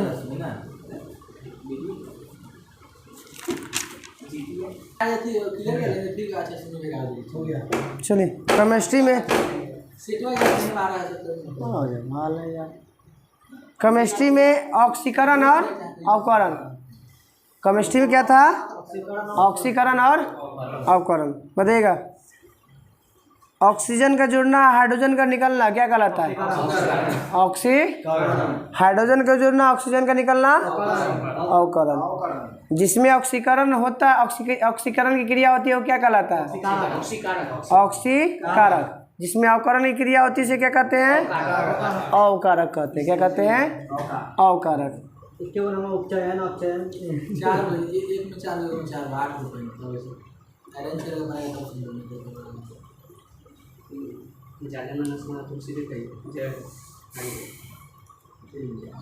ऑक्सीकारक पदार्थ के नाम बताइए 2-4 गो। ऑक्सीकारक पदार्थ ये होगा सर PbO2 का ओजोन, ऑक्सीजन, हाइड्रोजन परऑक्साइड। कल था ना, कल प्लस सेट में था ना कि में से कौन सा ऑक्सीकरण नहीं है? हाँ, हम पढ़ के पहल के मार्ग निकल गई ना, खाली कौन है हम लास्ट में देखबे नहीं किए कि है। चले पोटेशियम पर मैग्नेट, क्लोरीन, फिर पोटेशियम डाइक्रोमेट, लेड ऑक्साइड, ये सब कुछ है ऑक्सीकरण है। ऑक्सीकरण ही और ऑक्सीकारक भी कह सकते हैं। अब बताइएगा अवकारक। ऑक्सीजन का जुड़ना, इसमें हाइड्रोजन मिले, हाइड्रोजन H2 हो जाएगा, H2S हो जाएगा, SO2 हो जाएगा, HI, ये सब कुछ है अवकारक। अब बताइए वैसे का नाम बताइए जो दोनों रेडॉक्स जिसको बोलते हैं। ऐसे बोल सकते हैं का लंबा कर दिया था सब बता हाइड्रोजन सल्फाइड H2S दोनों गुण, हाइड्रोजन परऑक्साइड दोनों गुण, नाइट्रिक अम्ल दोनों गुण, सल्फर डाइऑक्साइड दोनों गुण। मतलब ये सब कुछ है उभयधर्मी या रेडॉक्स अभिक्रिया का एग्जाम्पल है। H2S, H2O2, SO2 और HNO2 नाइट्रस अम्ल, नाइट्रिक अम्ल नहीं नाइट्रस अम्ल। हाँ, HNO3 होता है नाइट्रिक अम्ल का। पोटेशियम पर मैग्नेट का फॉर्मूला KMnO। इसका उपनाम क्या कहते हैं? लाल दवा। इसमें मैग्नीशियम का परमाणु ऑक्सीकरण संख्या 7। कितना होता है? 7। बताइएगा मैग्नीशियम बोलिए, मैग्नीज के सबसे कम मात्रा शरीर में पाया जाता है। हाँ, मैग्नीज सबसे कम मात्रा में पाया जाता है। अब बताइएगा शीशा तो पाया नहीं जाता वैसे। पाया जाता है 1% शीशा थोड़ा सा भी जाएगा तो बर्दाश्त होगा। एक कण चल जाएगा शीशा, एक कण तो बर्दाश्त कीजिएगा। धुआं निकलता है, कहता है कि प्रदूषण ज़्यादा हानिकारक तो चोमिनो में गई मैगी बंद हुआ तो उसी को उसमें शीशा ही पाया गया। निकल गया था चलिए कहते अम्ल आर्हेनियस के अनुसार, यही ना दिक्कत है। आर्हेनियस एक तो अति भी कम है, ऊपर लोग आप बातचीत कर सकते हैं। आर्हेनियस के अनुसार अम्ल की परिभाषा आर्हेनियस के अनुसार है कुछ और भी है, लॉरी भी, ब्रेस्टेड लॉरी है, लुइस है, तीनों की है। आर्हेनियस के अनुसार शायद ये होता है कि जैसे आप कोई मतलब जल में घुल के जो है ना H+ आयन का निर्माण करेगा। आर्हेनियस कहता है कि कोई भी अम्ल जो है जल में घुल के H+ आयन देगा। क्या देगा? यही दिया था क्षार के बारे में, कुछ ही देगा OH- जल में घुलकर OH। अब लुइस क्या कहा था? इसमें शायद बोला था इलेक्ट्रॉन का त्याग करेगा, इलेक्ट्रॉन का त्याग करेगा शायद। हमको तो नहीं लगता, हमें लगता है कि प्रदान करना चाहिए। तो त्याग करेगा मतलब प्रदान नहीं करेगा, त्याग मतलब दे दिया ना, प्रदान कर दिया। अच्छा देख लेते हैं। देख लीजिए लुइस तो बोल, लुइस के लिविस से बोलूँगा ना, नहीं लुइस में है कि एक इलेक्ट्रॉन का एक जोड़ी स्वीकार करता है, हाँ ग्रहण करता है। लिविस क्या बोला था? एक जोड़ी क्या करेगा? इलेक्ट्रॉन का ग्रहण करेगा। अम्ल वह पदार्थ है जो इलेक्ट्रॉन के एक जोड़ी को क्या करेगा? ग्रहण करेगा। और क्षार में क्या करेगा? त्याग देगा। ब्रास्टेड और लॉरीज ने क्या कहा था? इलेक्ट्रॉन त्याग करेगा। इलेक्ट्रॉन वाला है, हाँ प्रोटॉन वाला है। हाँ, ये प्रोटॉन क्या करेगा? जल में घुल कर क्या करेगा? प्रदान करेगा। जल में घुलकर अम्ल कितने प्रकार के होते हैं? कितने प्रकार के? हमने 4 है। 2 प्रकार के। अम्ल कितने प्रकार के? एगो ऑक्सी अम्ल और एगो हाइड्रा अम्ल। 100 ऑक्सी अम्ल एगो हाइड्रा अम्ल। वो मजबूत और अति पर है, तनु में अति पर प्रबल और दुर्बल अम्ल हुआ मजबूती के आधार पर। ऑक्सी जिसमें ऑक्सीजन मिलेगा वो क्या कहलाएगा? मैं हाइड्रोजन और ऑक्सीजन दोनों मिलेगा उसे ऑक्सी अम्ल बोलेंगे। क्या बोलेंगे? और जिसमें केवल हाइड्रोजन मिलेगा उसे हाइड्रा अम्ल क्या कहलाएगा? अनॉक्सी अम्ल उसको बोलते हैं, हाइड्रा या अनॉक्सी। हाँ अनॉक्सी तक नहीं पढ़े हैं तो याद रखिएगा। जिसमें दोनों मिल गया हाइड्रोजन और ऑक्सीजन वह तो ऑक्सी अम्ल, और केवल हाइड्रोजन मिल गया तो अनॉक्सी। अब जो भी बोलिए हाइड्रा बोलिए। बताइएगा सभी लिविस के अनुसार सभी अम्ल जो होते क्या होते हैं? ऋणात्मक या धनात्मक? धनात्मक होना चाहिए। क्या होना चाहिए? हाँ।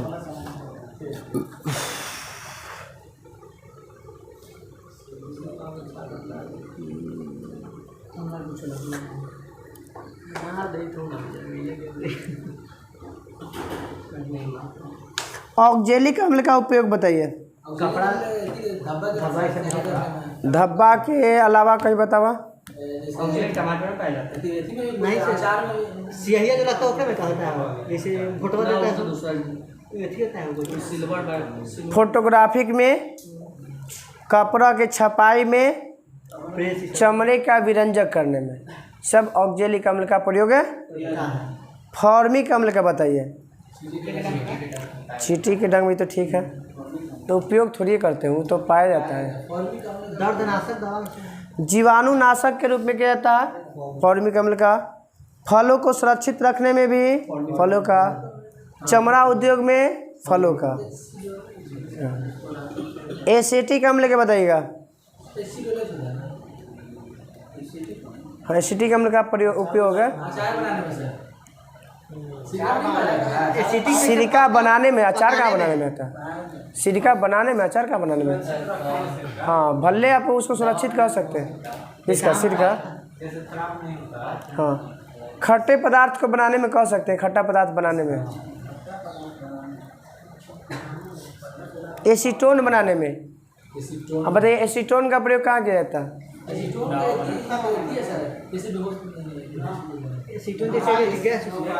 नोपालिश को हटाने के लिए। हाँ हटाने के लिए एसीटोन का प्रयोग है। नोपालिश को मिलर रहता है बेंजीन का। कौन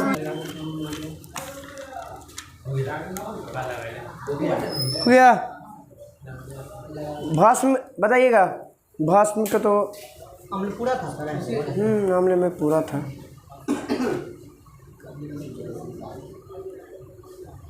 अम्लाव चले दीजिएगा। यहाँ तक है, ज़्यादा नहीं बने क्वेश्चन, ये सब थोड़ी पूछे वाला है। चलिए पूछ देते हैं। अब क्षार के अनुसार, आर्हेनियस के अनुसार क्या होता है बताए दिए थे। उसमें प्रोटॉन प्रदान करता था अम्ल के अनुसार पानी में घुल के। आई क्षार क्या करेगा?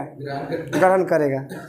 उसमें लिविस था, एक जोड़ा कोची था इलेक्ट्रॉन को ग्रहण करता था, इसमें प्रदान करेगा। क्या करेगा? एक याद रखिए, कोई उल्टा बोलना, या तो अम्ल वाला याद रखिए या तो क्षार वाला याद रखिए। कोई एक याद रखिएगा, खुद उसका उल्टा। जल में विलय भस्म को क्या कहते हैं? जल में विलय भस्म को क्षार कहते हैं। क्षार कहते हैं। क्या कहते हैं? जल में विलय भस्म को। सभी क्षार में भस्म होते हैं, लेकिन क्या सभी भस्म में क्षार? क्षार कितने प्रकार के होते हैं? 2 प्रकार। कौन कौन? एक जल में घुले वाला, एक जल में। तो जल में अविलेय और विलेय। विलेय और तो जल में विलेय क्षार का नाम बताइए 2-3 को। जल में विलय क्षार है COH का हॉल्ट वाइस है ना। MgOH का हॉल्ट वाइस। ठीक है वो MgOH का नहीं सर। वो sodium hydroxide, calcium hydroxide, potassium hydroxide और अमोनियम हाइड्रोक्साइड, ये सब जो है कौन है, जल में विलय है, जल में विलय है। Potassium hydroxide, sodium hydroxide, calcium hydroxide, ammonium hydroxide, सब में OH लमसम यहू में OH है, यहू में है, मगर ये सब हाँ नहीं एल्युमिनियम नहीं। सोडियम, पोटेशियम, कैल्शियम सही में सब धातु है, मगर अमोनियम नहीं ना है वो, अमोनियम हाँ तो वही तो चलिए वो भी तो है, अमोनियम हाइड्रोक्साइड है। विलय में आते हैं तो zinc oxide, ferrous oxide, aluminium oxide. Aluminium oxide का फॉर्मूला बताइए। Fe2O3 नहीं सॉरी फेरिक ऑक्साइड के, हाँ फेरिक ऑक्साइड, हाँ Fe2O3 है, ठीक है वह एल्युमिनियम ऑक्साइड के, ठीक है Al2O3 ठीक है। तो ये सब कौन सा है, जल में नहीं घुलने वाला, यानी कि जल में विलय वाला जो रहेगा OH लगा रहेगा, और जल में मतलब नहीं विलय रहेगा उसमें वो लगा रहेगा।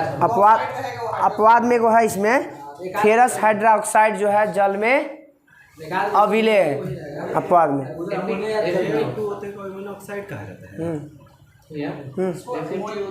एल्युमिनियम ऑक्साइड Al2O3, बॉक्साइड भी तो लोग ना ओकरा, हाँ तो वही करे तो फॉर्मूला है Al2O3। तो एल्युमिनियम ऑक्साइड बोलिए या बॉक्साइड बोलिए, एक के बात है। Fe2O3 जंग के तो Fe2O3 इंटू 2H2O, अरे नहीं XH2O, हाँ वही XH2O।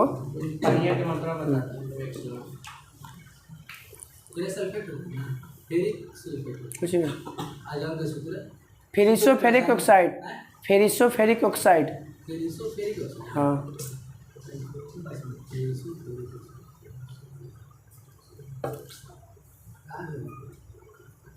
मुलायम साबुन बनाने के लिए किसका प्रयोग किया जाता है, पोटेशियम, तो पोटेशियम, सोडियम, पोटेशियम हाइड्रोक्साइड का, पोटेशियम हाइड्रोक्साइड। चीनी उद्योग में किस विधि से चीनी तैयार किया जाता है जिसमें मैग्नीशियम हाइड्रोक्साइड का प्रयोग किया जाता है, उल्टा बोलना चाहिए, आंसर बोलना चाहिए, क्वेश्चन बोला गया। मोलासिस का संबंध किससे है, तो चीनी उद्योग से। मोलासिस का संबंध है, मोलासिस का संबंध किससे है, चीनी उद्योग से, जिसमें प्रयोग करते हैं मैग्नीशियम ऑक्साइड, मैग्नीशियम हाइड्रोक्साइड। लवण कितने प्रकार के,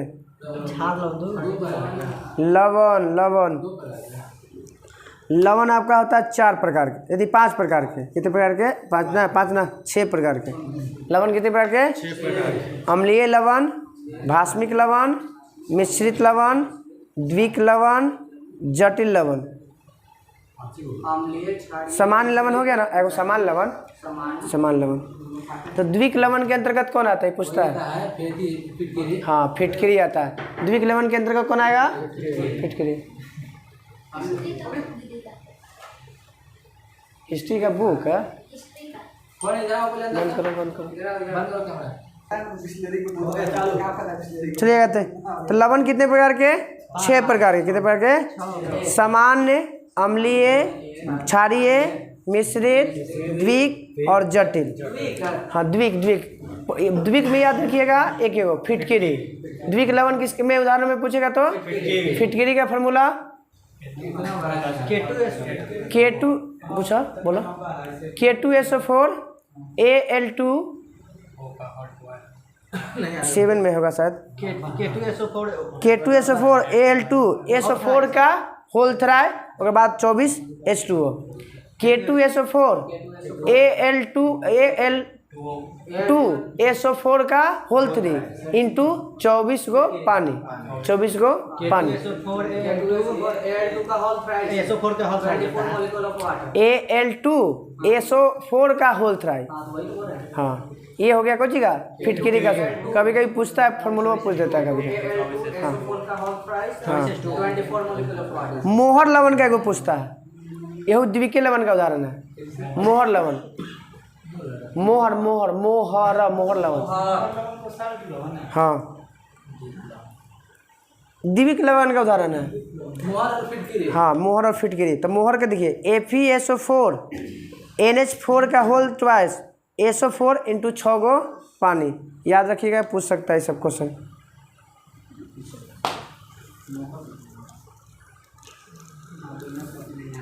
अग्निशामक में किसका प्रयोग किया जाता है? अम्ल में टार्टिक अम्ल और उसके साथ रहता है वो ठीक होता है सर, जो धोने वाला सोडा, खाने वाला सोडा। खाने वाला सोडा, धोने वाला नहीं, खाने वाला सोडा, सोडियम बाई कार्बोनेट। पेट की अम्लता को दूर करने के लिए एंटासिड, सोडियम बाई कार्बोनेट भी। अपमार्जक बनाने में सोडियम कार्बोनेट का, सोडियम। आतिशबाजी में सामान बनाने में किसका? Potassium nitrate, potassium. आतिशबाजी में हरा रंग किसके कारण? बैरियम। और लाल रंग ट्रांसियम के कारण। हरा रंग, जैसे पटखवा में हरा रंग नहीं आता तो बैरियम, और ट्रांसियम में लाल। बताइएगा पीएच मान, पीएच मान कहाँ से कहाँ तक? 0 से 14। हाँ पीएच स्केल का मान 0 से खोज कौन किया था? PH scale Sorensen. कब? 1909 में। पीएच मान 7 क्या कहलाएगा? 7 से कम रहेगा तो अम्ल, ज़्यादा रहेगा तो क्षारीय। हमारे पीएच, शरीर का पीएच परास 7 से 7.8, 7 से 7.8, 7 से 7.8 हमारे शरीर का पीएच मान। 7.735 से 7.45 ना 7 से ही रेंज में है, 7.0 से 7.8 तक। अम्लीय वर्षा का पीएच मान कब अम्लीय कहलाएगा? 5.5 से कम होगा। हाँ 5.6 से अगर किसी पानी का मान कम हो जाएगा तो क्या कहलाएगा? अम्लीय वर्षा कहलाएगा। क्या कहलाएगा? अम्लीय वर्षा। बताइएगा क्षारीयता को, क्षारीयता मिट्टी को शुद्ध अति करने के लिए क्या मिलाते हैं? जिप्सम मिलाते हैं। क्या मिलाते हैं? और अम्लीयता को दूर करने के लिए मिट्टी में से चूना। क्या कहलाते हैं? चूना। हाँ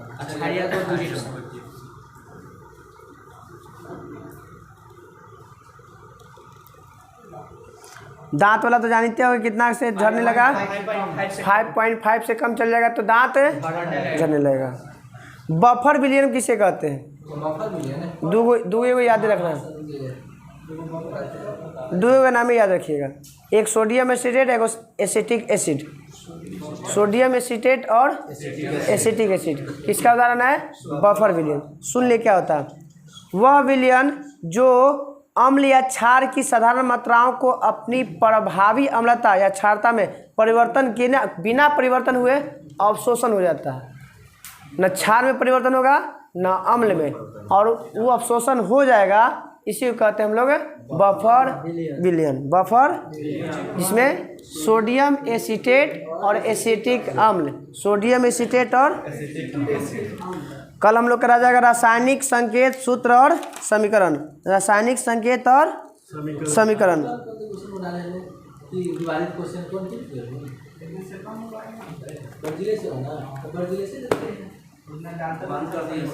कौन बंद किए? नहीं बंद किए हैं सर, ये निकाल रहे हैं ना।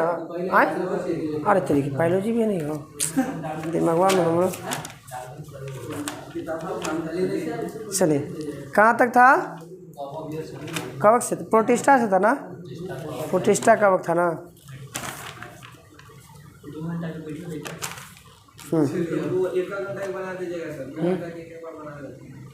तो दिक्कत है।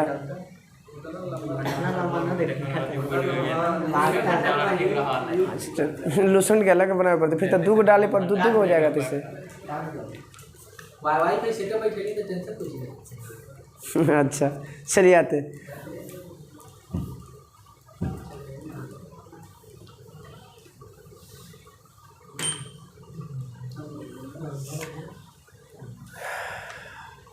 प्रोटिस्टा जो होता है उसके प्रचलन अंक के गो होता है?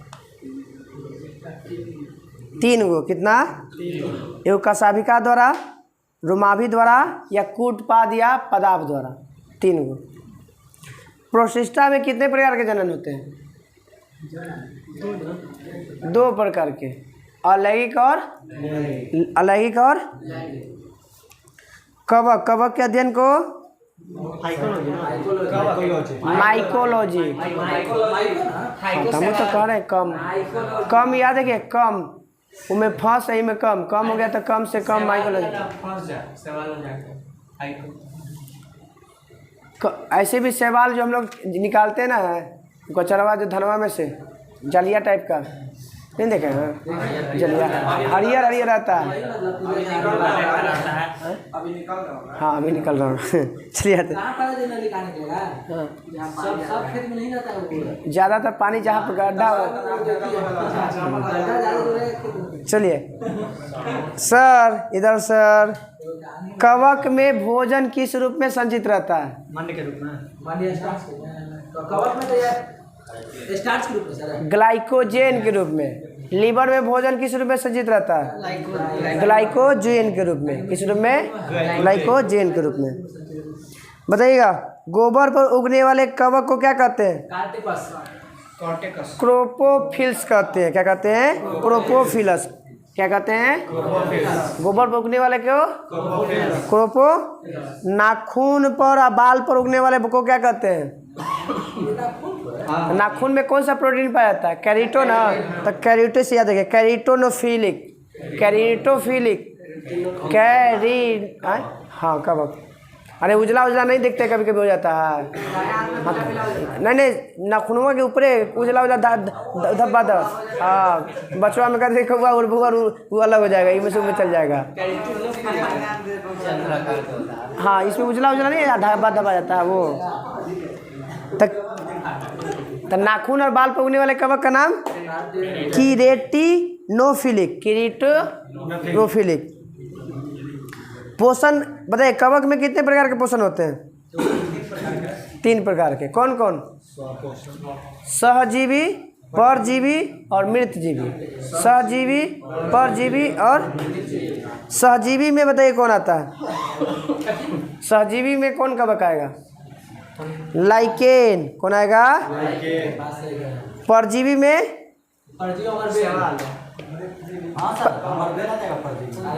कवक है वो। परजीवी। सहजीवी को सिम्बोटिक कहते हैं, इंग्लिश याद रखिएगा। सहजीवी को सिम्बोटिक, आप परजीवी को पैरासाइटिक। परजीवी को इनमें आता है एग्जाम्पल में पक्सिनिया और अस्टिलोगा। पक्सिनिया और मृतजीवी में आता है तो ये पूछता है राइजोबस और पेनिसिलियम। राइजोपस पेनिसिलियम ये किसका है? मृतजीवी पोषण होता है। राइजोपस और पेनिसिलियम में कौन सा होता है? मृतजीवी पोषण। कौन सा? अब बताइएगा, उस कवक का नाम बताइए जो पनीर उद्योग में उपयोग होता है। वो तो ईस्ट, वो तो एगो अलग प्रकार का कवक है, वो तो बेकरी उद्योग में प्रयोग किया जाता है। हाँ पाव रोटी में फुलाने उलाने के लिए। एस्परजिलस और पेनिसिलियम। एस्परजिलस और का प्रयोग कहाँ किया जाता है? किस उद्योग में? पनीर उद्योग में। किसमें? पनीर उद्योग में। एस्परजिलस और पेनिसिलियम। यही पेनिसिलियम जो था ना पहला प्रतिजैविक है जो 1927 में खोजा गया था। 27 में हमें पढ़े हैं, 28 में नहीं पढ़े। चलिए, एल्कोहल उद्योग में ईस्ट का, वही एल्कोहल उद्योग में किसका बका? एल्कोहल में हाँ वो में हम गलती बोला गया, डबल रोटी वाला में दूसरा है। सैक्रोमाइसिस सेरेविसी है। सैक्रोमाइसिस पूछ लेता है ये वाला हम लोग में। सैक्रोमाइसिस सेरेविसी बोलेगा बेकरी उद्योग में डबल रोटी बनाने में किस कवक का? और ऑप्शन में ना रहेगा तो ईस्ट चलेगा, ईस्ट भी चलेगा।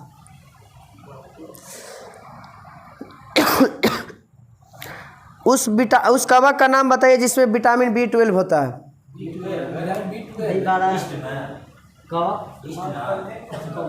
ना ईस्ट में ना, उस कवक का नाम ईस्ट मतलब तो कवक के होता है। उस कवक का स्पेशल नाम बताइए। हाँ था, मगर उसका नाम है स्ट्रेप्टोमाइसिस। स्ट्रेप्टो स्ट्रेप्टो कल था नहीं क्वेश्चन है। इसके अलावा B2 भी होता है, इसका B2 भी होता है, वो होता है आस्बिया गोस्पी के कारण। आस्बिया गोस्पी के कारण किण्वन की खोज सबसे पहले किसने किया था?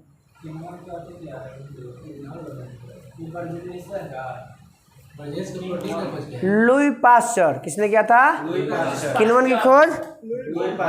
लुई पास्चर ने किसका खोज किया था? ईस्ट एक मृतजीवी कोशिका, इसकी खोज किसने किया था?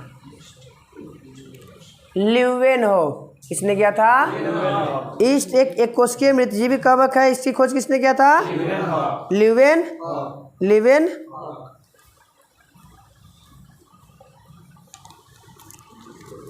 अब कुछ में रोग है, याद रखिएगा ये रोग वाला।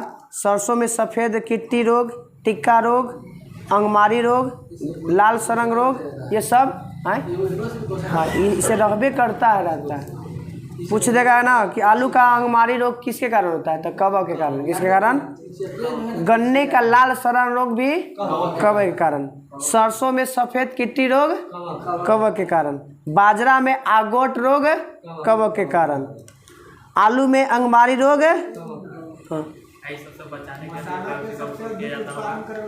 आंध्र प्रदेश, गुजरात, ऐसे अभी जो निसार खान सर बताया है गुजरात। ऐसे पहले होता था नहीं है, बगीचा कहेगा ना तो केरल, और सबसे ज़्यादा उत्पादन करने में तो गुजरात,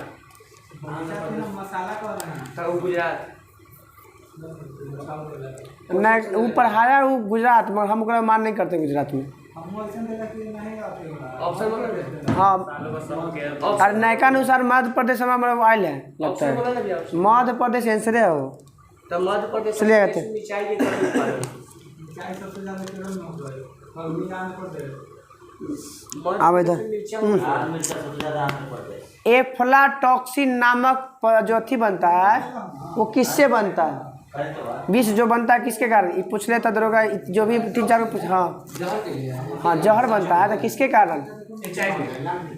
एफ्लाटॉक्सिन नामक विष जो बनता है वो किससे बनता है? सबके हाथ में वो रखा तो ओकरा क्या हो गया? कवके से बनता है। किससे बनता है? एफ्लाटॉक्सिन नामक किससे बनता है? कवक से। लाइकेन था, चलो लाइकेन कल रह दीजिएगा, जे टाइम हो। चलिए कल के लिए हो जाएगा होमवर्क। 374 लेना, 84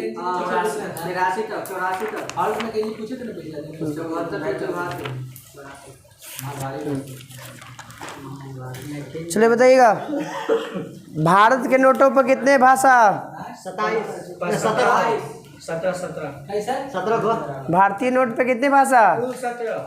17। कितने भाषा? प्रधानमंत्री ग्राम सर। हाँ भैया, ठीक है, बाहर में हिंदी और इंग्लिश, अरे हिंदी इंग्लिश बाहर है, बाकी सब जो है 15 को अंदर है। बताइएगा, प्रधानमंत्री ग्राम सड़क PMGSY की शुरुआत 2000। कामधेनु योजना के शुरू संबंध किससे है? गौशाला के विकास से। किस राज्य में पंचायती राज व्यवस्था नहीं है? मिजोरम, नागालैंड और मेघालय। नागालैंड और किस राज्य में पंचायती राज व्यवस्था नहीं है? नागालैंड और नागालैंड और चिपको आंदोलन की शुरुआत कब? 1973। 1973 में एक प्रोजेक्ट हुआ था, टाइगर प्रोजेक्ट। Line project 1972। गीत परियोजना 1963। सॉरी, मोर गीत 6 है, गीत है 2006, गीत 6 सॉरी 92 में हाथी। 10 में विरासत पशु घोषित किया गया था इसको, हाथी को। बताइएगा कि कौन सी समिति भारतीय मौद्रिक प्रणाली से जुड़ा हुआ है? चक्रवर्ती समिति, चक्रवर्ती समिति इंद्रावती राष्ट्रीय उद्यान किस राज्य में? छत्तीसगढ़। इंद्रावती राष्ट्रीय उद्यान। लोक लेखा समिति में सदस्य 22 गो, लोक लेखा समिति में 15 गो, लोकसभा 7 गो, और प्राक्कलन समिति में सदस्य की संख्या 30 गो। सबके सब कैसे? नायाब एक खुदाई अपने आप को कौन कहता था? ये थी था, ये बलवंत था ना। हाँ, बलवंत। जिले इलाही और नायाब एक खुदाई खुद को कहता था कौन? बलवंत। अदीना मस्जिद किस राज्य में? पश्चिम बंगाल। अदीना मस्जिद। हल्दी घाटी युद्ध में मुगल सेना के सेनापति मानसी। कौन सी? कौन है? मानसी। बाबर नामा का फारसी अनुवाद? अब्दुल रहीम खाने खाना। नगीना मस्जिद कहाँ स्थित है? नगीना, नगीना आगरा। नगीना मस्जिद है नगीना। बुलंद दरवाजा का निर्माण कब? 1575। 1500। फतेहपुर सीकरी की स्थापना 1575 में। राजधानी परिवर्तन आगरा से फतेहपुर 75 में। अकबर 75 में हुई ना था। खेरा का युद्ध? खेरा का ये दुल्हन लगातार है 3 था। 1707। खेरा का युद्ध? पालखेरा का युद्ध 1728। 1728। आगरा के जामा मस्जिद का निर्माण जहां आरा। आगरा के कौन जामा मस्जिद का निर्माण? जहां आरा। वो अलग है उस सब सर। औरंगजेब करवाया, जो मोती मस्जिद का निर्माण करवाया था दिल्ली के लाल किला वाला। उलंग किस्म की चाय किस देश में? ताइवान। उलंग। पोटवार का पठार किस राज्य देश में? पाकिस्तान में। किसमें? पाकिस्तान। संगमरमर की भूमि के नाम से प्रसिद्ध है? इटली। संगमरमर के भूमि के नाम से प्रसिद्ध है? कौन सा देश? संगमरमर के भूमि का देश? इटली। उकटा रोग किस फसल में? मक्का। अरहर। हम समझे थी एक हिमालय 123 तो याद कर लिया। हिमालय 123 किसकी प्रजाति है? किस में है? तो मक्का के। किसका? मक्का की प्रजाति है। उकटा रोग में रोग होता है आपका अरहर में। रहरी को बोला जाता है। Hockey club.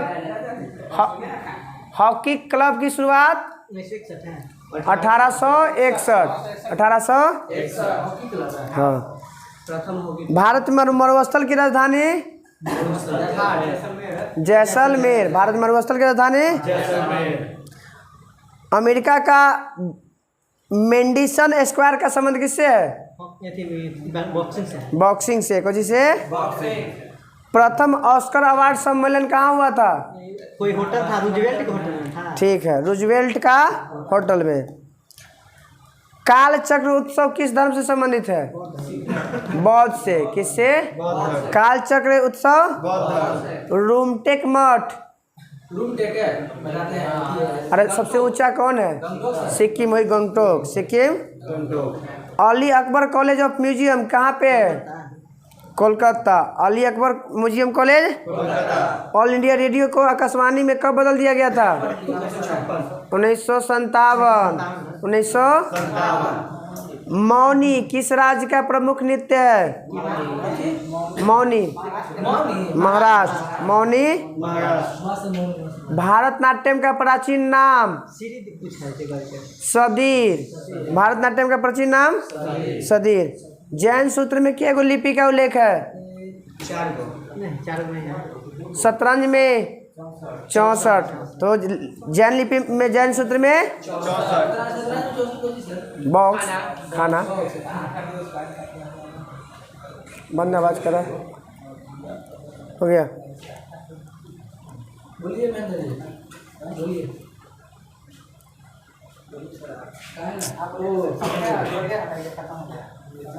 दूंगा अभी एक को अभी एक हुआ है कि एक पेज में हुआ है। जरूरी है चलिए मौलिक अधिकार के निलंबन कौन कर सकता है? राष्ट्रपति। कम कौन कर सकता है? परिवर्तन करेगा आपका, ठीक है, संसद करता है। मौलिक अधिकार में परिवर्तन संसद कर सकता है। त्रिशंकु सरकार का गठन बताइए। 1989 त्रिशंकु सरकार कुछ दिन पहले। हाँ, संविधान किस अनुच्छेद में राष्ट्रपति शपथ तो जान ही रहे, राष्ट्रपति की शपथ 60 में, राष्ट्रपति का शपथ 63 में, उपराष्ट्रपति की चर्चा। डॉन किसका अखबार है? कराची से।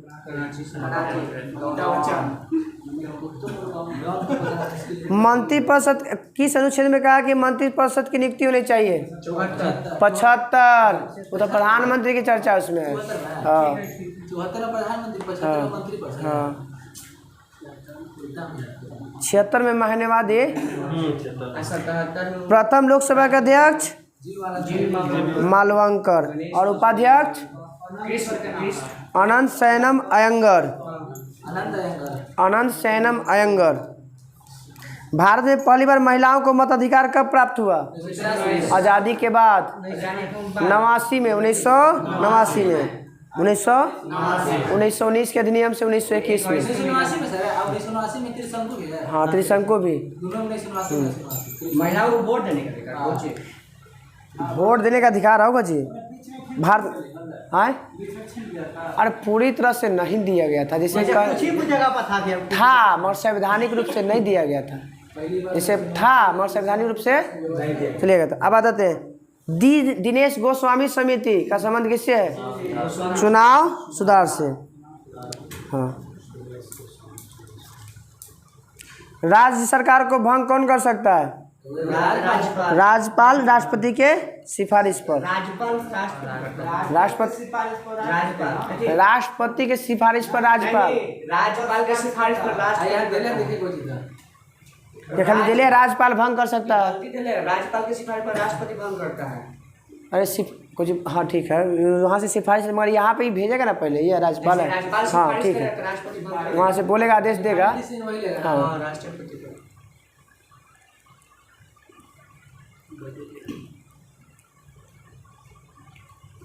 2 कलर्स पुस्तक के लेखक 2 कलर्स बता रहे हैं। स्पिनर नहीं वेती है, लेफ्टी इंग्लैंड का खिलाड़ी है, ऑस्ट्रेलिया का खिलाड़ी। बताएंगे। अरे हो गया, एडम गिलक्रिस्ट। 2 कलर्स रैयतबारी व्यवस्था के जनक। रैयतबारी व्यवस्था के जनक रीड और मुनरो। रीड और महलवाड़ी मैकिंजे। हॉल्ट मैकिंजे। थॉमस मुनरो ना रीड भी है। रैयतबारी एगो पहले अस्थायी बंदोबस्त, रैयतबारी व्यवस्था एगो महलवारी व्यवस्था। अनब्रेकेबल पुस्तक के लेखक अनब्रेकेबल। यही तो दिक्कत है जी, आप कुछ सुनबे नहीं करते, बतिया लगते हैं, सुनबे नहीं करते। अनब्रेकेबल। हाँ तब सुनब तो ना।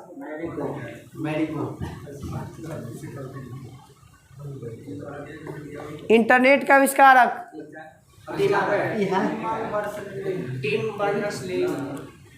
Wind Surf. मेरा खाता भाग्य विधाता नारा। 28 अगस्त। जीएनपी का पूरा नाम? GNP gross national product. 245 Rajya Sabha के 245 में से के गो के निर्वाचन होता है? अलग से 233 गो के निर्वाचन होता है, 12 गो के मनोनयन होता है। 33 गो तब ना 245 पे तो चुनाव होता है 50 में से। राष्ट्रपति के अधिकार रहता है 12 हाँ। फूड फॉर ऑल पुस्तक के लेखक उमा ले का है। ठीक है, उमा ले ले। फूड ले ले उमा ले ले, फूड फॉर ऑल उमा ले ले।